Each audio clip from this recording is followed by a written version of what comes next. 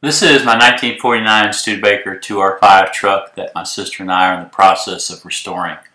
Today we want to talk about removing the front grille from this parts truck that we had.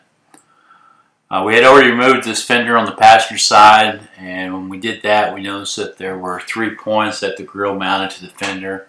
This upper mounting point, got one here in the middle, and then also one down here at the bottom. And then if you look in behind there, you'll see a support brace that's bolted down to the bottom of the radiator mount there that runs up to the top of the grille itself. And as we move over to the other side where we still had the fender on the truck, you can see how the grille matched up to the fender. There's the top mounting point, the middle one, and the lower one there.